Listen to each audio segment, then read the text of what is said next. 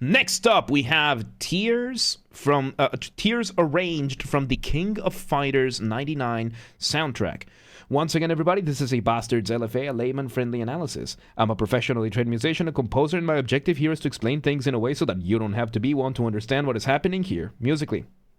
So, if you like the sound of that, make sure you're following the channel, subscribe to the channel, whatever term you want to use, like the video, share the video, leave a comment, turn on notifications, become a member, all that good stuff. Members starting this week, so when you're watching this starting Saturdays, get early access to all the videos that get uploaded. I schedule these on Saturdays, so Saturdays you're going to have access to watching these videos if you're doing a paid membership on YouTube, so there's incentive for that, and of course, supports the channel. Two disclaimers. Number one, this is my first time hearing this track ever, so I will be pausing a lot and I will be talking a lot as I will be explaining things as I hear them or as I realize them. And number two, this is recorded live on stream on a single take. I will stumble upon my words. Whatever happens, happens. With that being said, let's do this. Tears arranged. Let's go.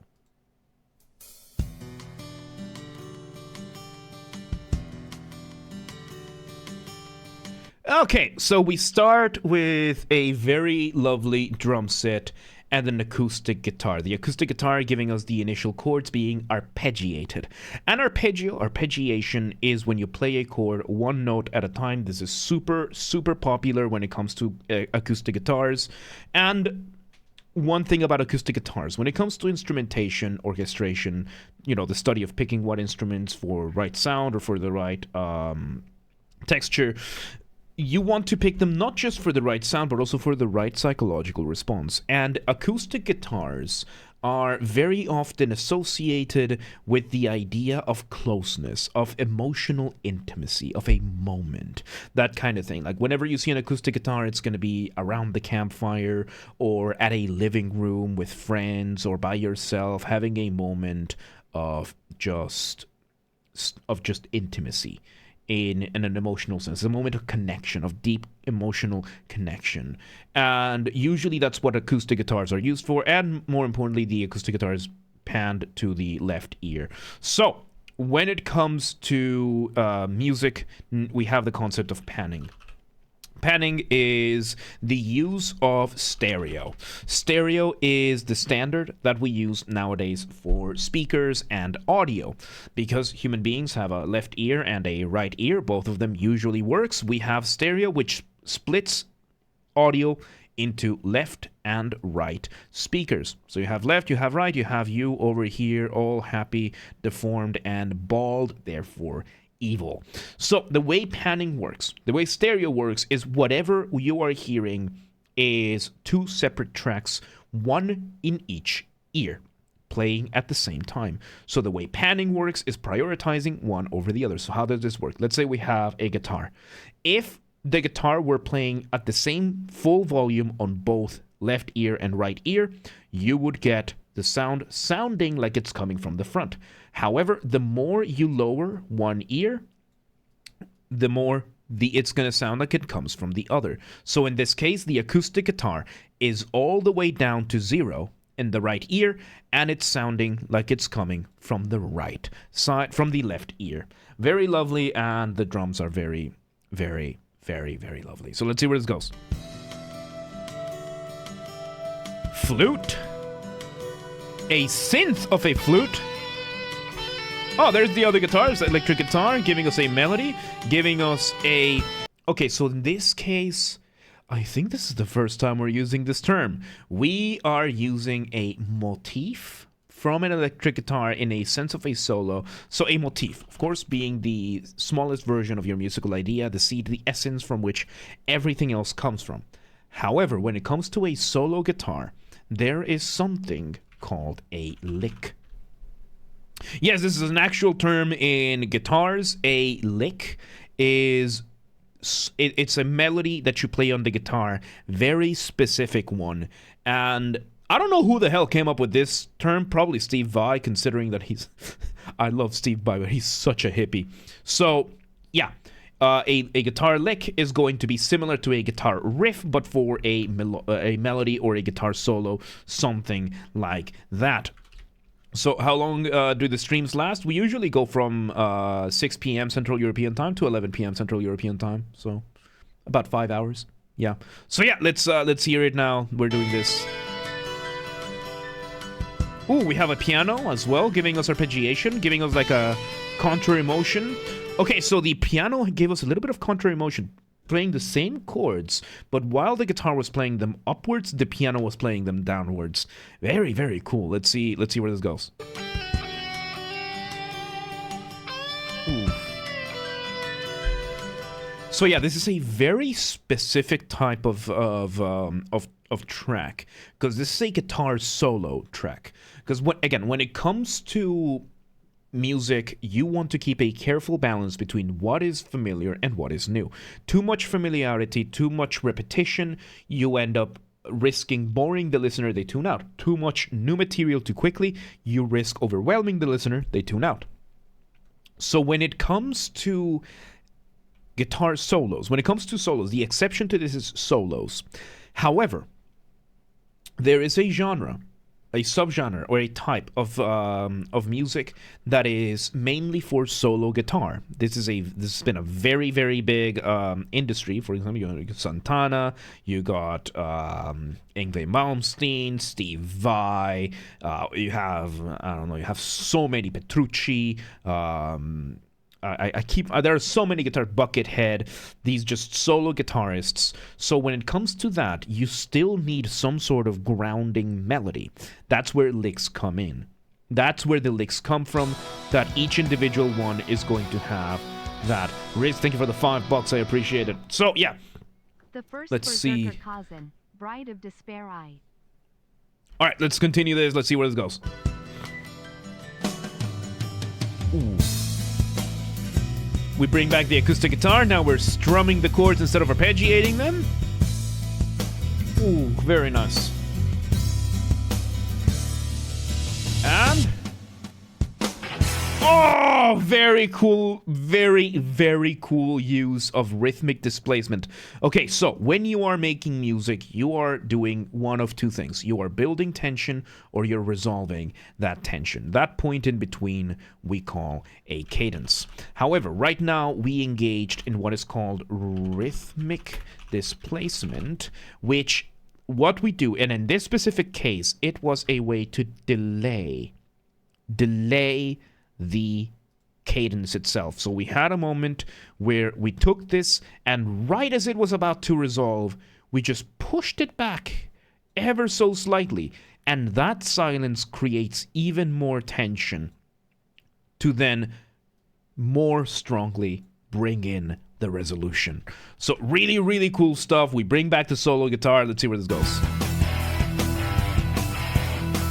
Now we go, okay, now we bring in a guitar riff. So a guitar riff is usually going to be more in the accompaniment or rhythmic part, whereas a guitar lick is going to be more on the solo section, melody kind of thing. Really, really cool contrast. The drums have now sped up, and let's see, man, this is really good. Let's see where it goes.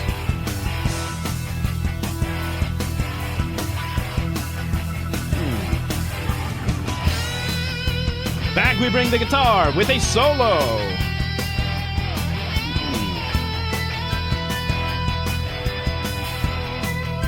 Oh, man. Yep, there we go. We're bringing back that lick, and then we're going off on a solo tangent. Yeah, and now we're bringing up all of the other elements. The only difference is that the acoustic guitar has been replaced by a rhythm electric guitar. Everything else in the accompaniment is staying pretty much the same. We're just letting the guitar play out the licks, play out the melodies, play out the solos. And basically we're having the structure of the melody split in two parts. Part one is the lick. Part two is whatever extra solo we are doing, which is really good for that familiar versus new, because you are bringing the familiar lick, then you bring something completely new. While there is to keep in mind that solo, when you have a solo, you don't need that.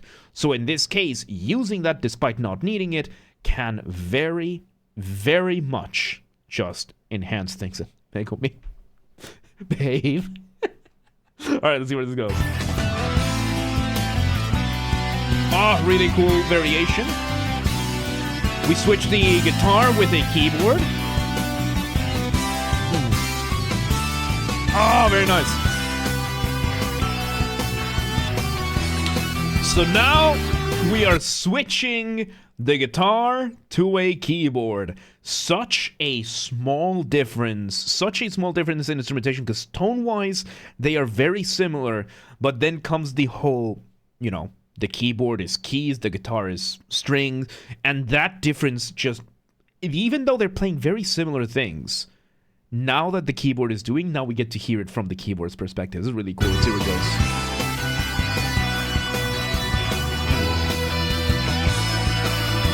Electric guitars in the back, giving us a little bit of extra melody. Ah, very lovely solo. Keyboard solo. And at the same time, we're doing kind of a call and response between the keyboard and the guitar. So the keyboard finishes playing whatever melody it's doing, and immediately the guitars in the background are playing another melody. That is a call and response being a musical conversation. Exactly what is happening here. Really, really cool. Let's see where it goes. Okay, we bring back the riff. Now we're completely focusing on the riff, letting that soak in. Oh, and back we go to the acoustic guitar. We tone everything down, and we bring the keyboard with an organ, and it's like a small church organ. It's because it's not a pipe organ sound. It's not a pipe organ sound sample. It's more of a, you know, the Black Christian churches, that kind of organ. So, oh, really, really cool. Let's see where it goes. And back we go to the guitar. Now we're entering guitar solo. This is actual guitar solo. Oh, hell yeah. Woo-hoo!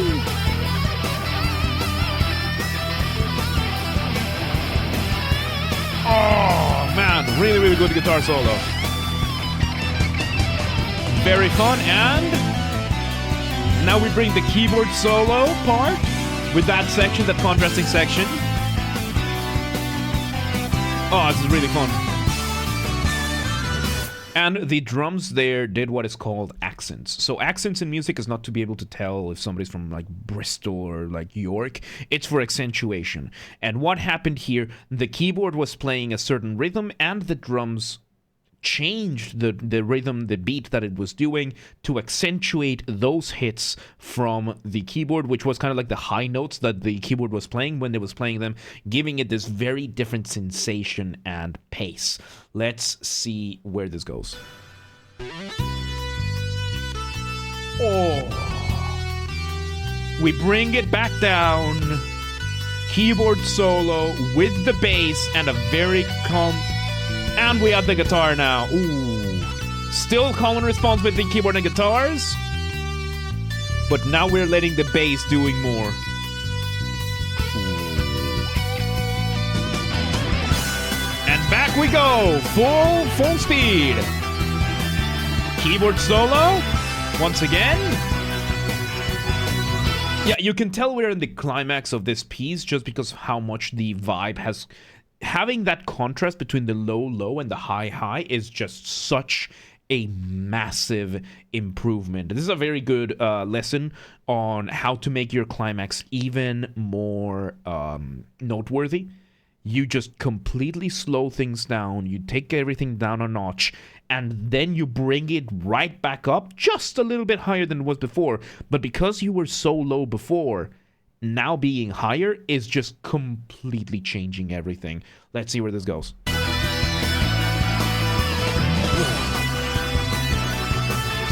Oh, hell yeah. Woo-hoo. Oh, and the guitar solo there. We bring back the acoustic guitar.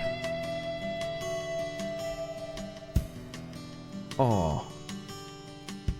Kind of like calling back the intro. One last note on the synth, giving us a pedal tone. Just holding that note up there. And how are you gonna end this? And there we go. A couple last hits. Very soft.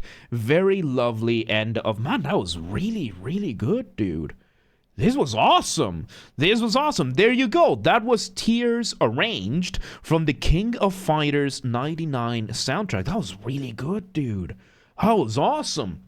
That was awesome. Once again, everybody, this has been a Basterd's LFA, a layman-friendly analysis. I'm a professionally trained musician, a composer, and my objective here has been to explain things in a way so that you don't have to be one to understand what's happened here musically. So if you're watching this on the YouTube video archive thing, thank you for watching. Make sure you're following the channel, subscribe to the channel, whatever term you want to use. Like the video, share the video, leave a comment, turn on notifications, become a member, one of those paid subscriptions. Once again, if you become a member, if you're a member, you will start getting early access to all of the videos when they get scheduled on Saturdays. So you get access to the week's videos on Saturdays. So consider becoming a member now. If you want to listen to this without me interrupting every 3.5 seconds, I will be linking it in the description down below. If you want to request songs and you're not on the live stream, go to the Discord server. If you're on the live stream, do not request yet. If you're not on the live stream, go to the Discord server, go to the LFA requests channel and follow the instructions on the pinned message. And if you want to catch the streams when they happen live, we aim for Monday through Friday, 6 p.m. Central European Time. Full stream schedule, up to date, in your local time zone in case you don't live in Europe. They are all displayed on the Discord server and the Twitch channels, both linked down below. And follow the gaming channel, because of course I have a gaming channel. I'm on YouTube. What else could I possibly have? Games Are Bastard, linked down below. Or just search for it. It's where I put the VODs, the recordings of the gaming after shows that they happen. Of me catching up to games I should have played 20 years ago. So, over the past 20 years, I mean. Yeah, just... link down below or search for it. Games Are Bastard. Same username as James Are Bastard on YouTube. Just swap the J for a G and you got it. And yeah, there you go. That was Tears from the King of Fighters 99 soundtrack. Really good stuff, man. Really, really good stuff. But yeah, let's move on.